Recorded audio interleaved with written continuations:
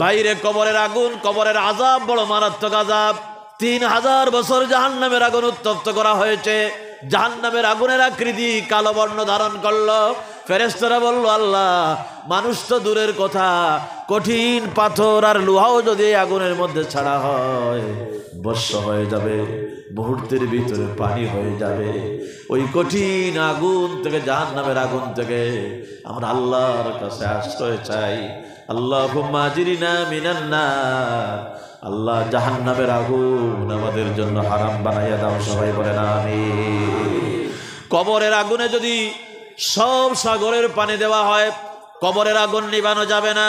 কিন্তু মুসলমানেরা মনে রাখবেন, যেই সন্তানকে আপনি কোরআন শিখাইছিলেন, ওই সন্তান কবরের পারে দাঁড়াইয়া যদি সূরা ইখলাস পড়ে, সূরা তাকাসুর পড়ে, এরপরে আপনার অন্যান্য সূরাগুলো পড়ে, কোরআনে কারীমের আয়াত তেলাওয়াত করে, দুরূদ শরীফ পড়ে, আল্লাহর দরবারে বাপের জন্য, মায়ের জন্য দোয়া করে, আমার আল্লাহর হাবিব বলেন, ওই মা বাবার কবরের ভিতরে যদি আযাব থাকে, কম পক্ষে 40 দিন পর্যন্ত আমার আল্লাহ মা বাবার কবরের আযাব বন্ধ করে দিবে। সন্তানকে কোরআন শিখাবেন সবার আগে। আল্লাহ যেন তৌফিক দান করেন। সবাই বলেন আমিন। রুহের খাবারের নাম কোরআন, কোরআন, কোরআন। এখন থেকেই প্রস্তুতি নেন, আমরা যেন বেশি বেশি করে কোরআন পড়তে পারি। সামনে আসতেছে রমজানুল মুবারক। রমজান মাসে কোরআনের তেলাওয়াত বেশি না কম? আমার মা বোনেরা, মহিলাদেরকে আমি বলবো, রমজান মাসে রান্না বান্নার কাজ কম থাকে, ওই ইফতারির একটু আগের থেকেই শুরু করলে হয়।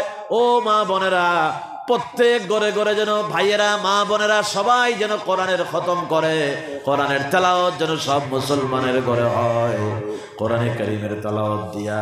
আরেকটা কথা বলি রে মা, যে মহিলারা ফজরের নামাজের পরে আল্লাহর কালাম কোরআনে কারীম তেলাওয়াত করে, সংসারের কাজে হাত দেয়, সারাদিন ওই সংসারে যত কাজ করা হয়, ডাইরেক্ট আমার আল্লাহ আসমান থেকে রহমত আর বরকত নাজিল করে।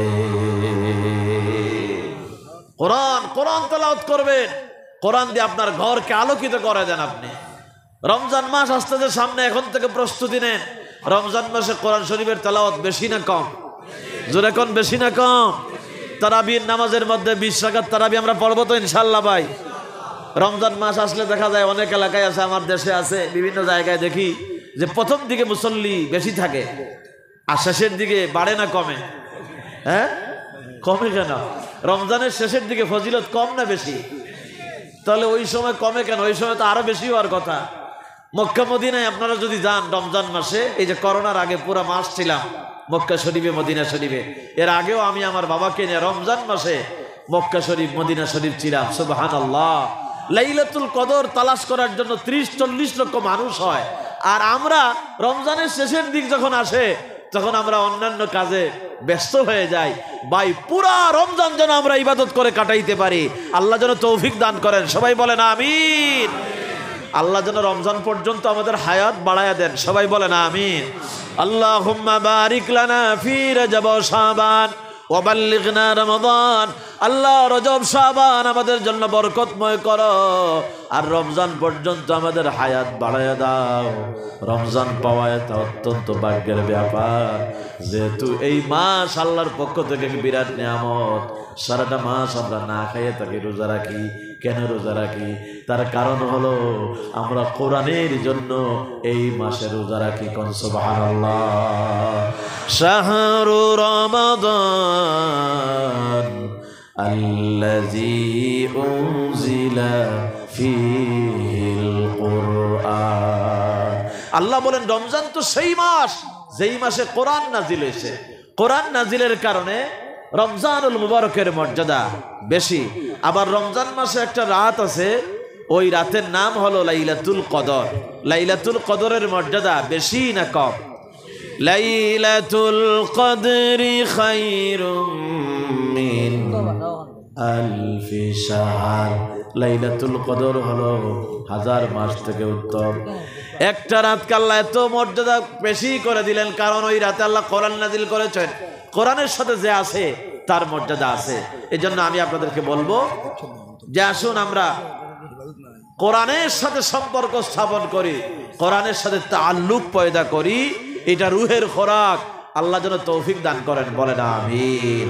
রুহের আরো খোরাক আছে, আলা বিযিকরিল্লাহি তাতমাইন্নুল কুলুব। আল্লাহর জিকির করলে অন্তরে শান্তি পাওয়া যায়। লা তানসা যিকরাল্লাহ, ও মুসলমানেরা আল্লাহর জিকির ভুলে যায়েন না। যখনই সময় পাবেন তখনই আল্লাহর জিকির করবেন। সুবহানাল্লাহ, আলহামদুলিল্লাহ, লা ইলাহা, সুবহানাল্লাহ, আলহামদুলিল্লাহ, লা ইলাহা ইল্লাল্লাহ, লা ইলাহা ইল্লাল্লাহু, লা ইলাহা, সুবহানাল্লাহ ওয়ালহামদুলিল্লাহ, লা ইলাহা, লা ইলাহা ইল্লাল্লাহু, লা ইলাহা, সুবহানাল্লাহ ওয়ালহামদুলিল্লাহ, লা ইলাহা ইল্লাল্লাহু, লা ইলাহা, লা, সুবহানাল্লাহ ওয়ালহামদুলিল্লাহ,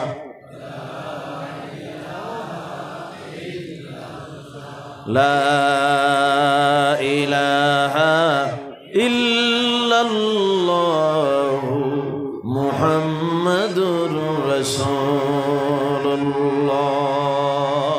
সাল্লাল্লাহু আলাইহি ওয়াসাল্লাম। তাহলে আমরা জিকির করব কার?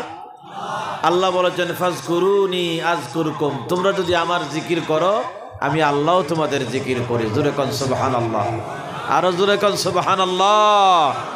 আমার ভাইরা, নবীজি বলেছেন আফজালুজ যিকরে লা ইলাহা, জোরে কোন লা ইলাহা, সবচাইতে শ্রেষ্ঠ জিকিরের নাম লা ইলাহা ইল্লাল্লাহ।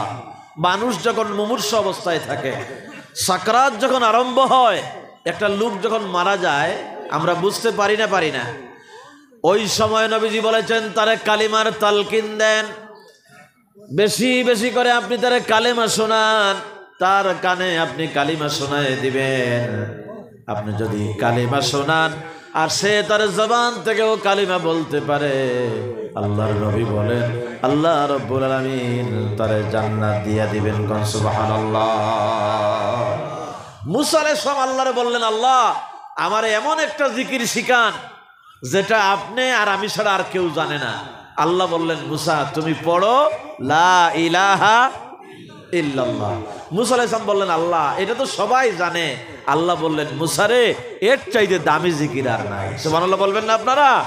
তাহলে আমরা যখনই সময় পাবো তখন বলবো লা ইলাহা, এই কালেমা হর হামেশা আমল করবেন, আল্লাহর জিকির করবেন।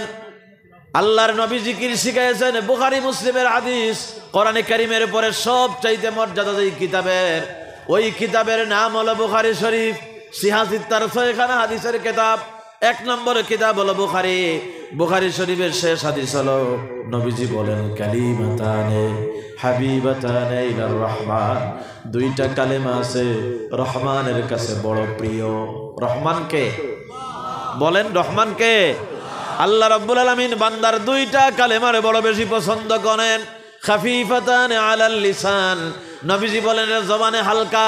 এই দুনিয়ায় বসে যদি আল্লাহর এই দুই কালেমা আপনি জপতে পারেন, হাসরের ময়দানে যেদিন আমলনামা ওজন করা হবে, কারণ নেকির পাল্লা যদি হালকা হয়ে যায় আর তার আমলের ভিতরে ওই দুইটা কালেমা যদি পাওয়া যায়, যখন নেকের পাল্লায় দুইটা কালেমা উঠিয়ে দেওয়া হবে, আসমান আর জমিনের ওজনের চাইতে আমার আল্লাহর কাছে দুইটা কালেমার ওজনের পাল্লা ভারী হয়ে যাবে। সেই দুইটা কালেমা হলো সুবহানাল্লাহি ওয়া বিহামদিহি, সুবহানাল্লাহিল আযীম। সবাই পড়েন, এগুলোর ভিতরে নেকি আছে না নাই? পড়েন আমার সুবহানাল্লাহি ওয়া বিহামদিহি সুবহানাল্লাহিল আযীম সুবহানাল্লাহি ওয়া বিহামদিহি সুবহানাল্লাহিল আযীম। আল্লাহ এই জিকিরগুলো আমল করার তৌফিক আমাদেরকে দান করে দিও, বলেন আমিন। নামাজের সালাম ফিরাইয়া 100 বার আল্লাহর জিকির করবেন। সুবহানাল্লাহ 33 বার, আলহামদুলিল্লাহ 33 বার, আল্লাহু আকবার 34 বার। কতবার হইল? 100 বার। এই 100 বার যারা আল্লাহর তাসবিহ করবে, নবীজি বলেন তাদের আমলের ভিতরে সমুদ্রের ফানা পরিমাণ গুনাহ যদি থাকে, সাথে সাথে আল্লাহ রাব্বুল আলামিন এই পরিমাণ গুনাহ আমলনামা থেকে মুছে ফেলে দিবে। এগুলো যেন আমরা আমল করতে পারি, আল্লাহ তৌফিক দিয়ে সবাই বলেন আমিন। জিকির, কোরআনে কারীমের তেলাওয়াত, এগুলো হলো রুহের খোরাক, রুহের খাবার। আপনাদের মনে আছে কিনা আমি বলতেছিলাম এই দুনিয়ার জীবন আল্লাহ দান করেছেন ইবাদতের জন্য। বলেন তো আমরা ইবাদত করব কার? আবারও বলেন ইবাদত করব কার? আপনাদেরকে আমি একটু কষ্ট দিচ্ছি, আপনারা বিরক্ত হচ্ছেন নাকি? আপনারা যদি জবাব দেন, রাত তো অনেক হয়েছে, এখন তো ঘুমের সময়, আপনারা জবাব দেন তাহলে আমি মনে করবো আপনারা জাগনা আছেন। আর আপনারা যদি জবাব না দেন তাহলে আমি মনে করবো আমি মনে গুরুস্থানে বাস করতেছি।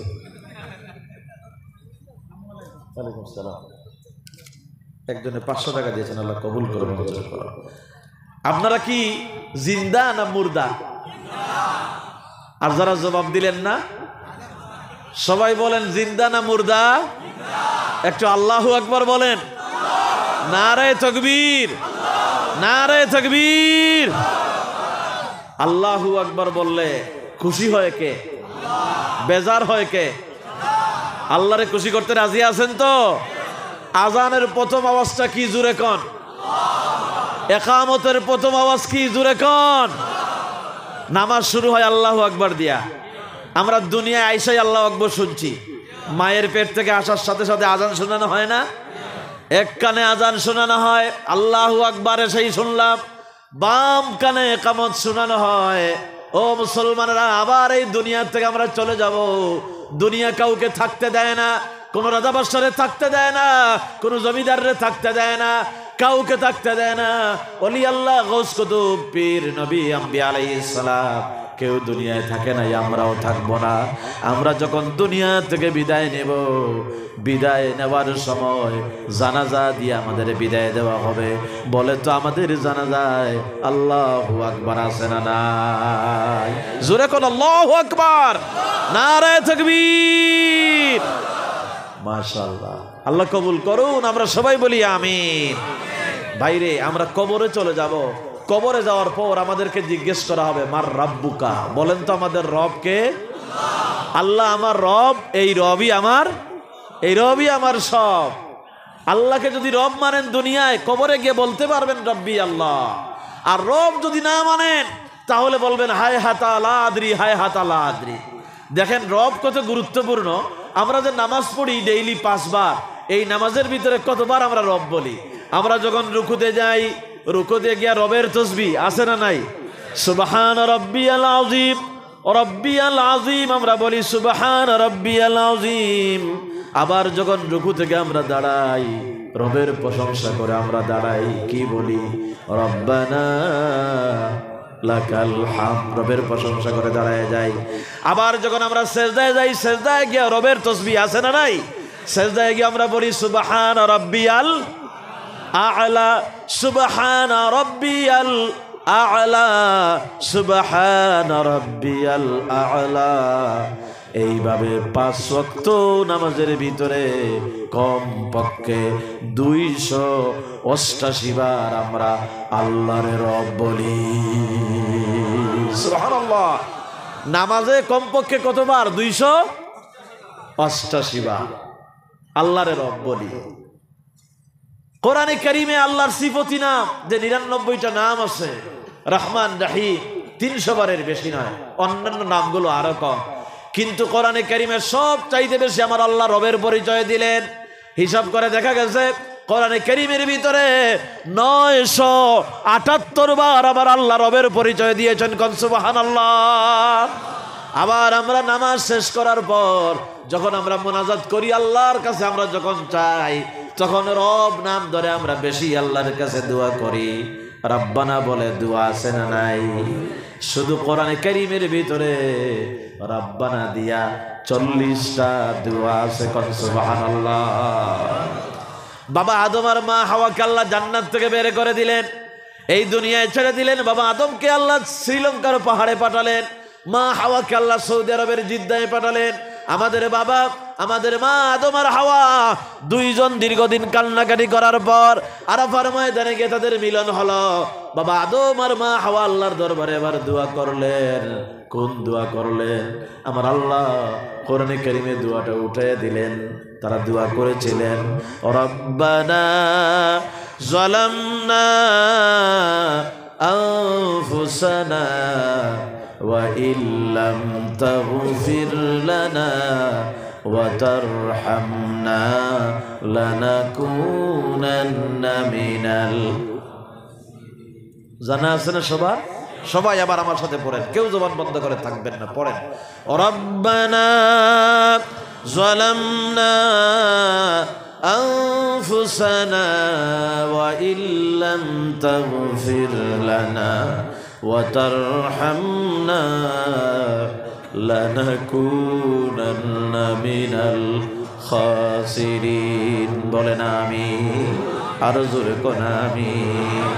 আপনি দুনিয়ার কল্যাণ চান, আখিরাতে জাহান্নাম থেকে বাঁচতে চান, কোন দোয়া পড়বেন? আমার আল্লাহ কোরআনে কারীমে শিখিয়ে দিলেন, রব্বানা আতিনা ফিদ দুনিয়া হাসানাতাও। পড়েন, সবাই পড়েন, রব্বানা আতিনা ফিদ দুনিয়া হাসানাতাও ওয়া ফিল আখিরাতি হাসানা ওয়া কিনা আযাবান নার। বলেন আমিন, আরো জোরে কোন আমিন। প্রত্যেকটা দুয়ায় রাব্বানা আছে না নাই?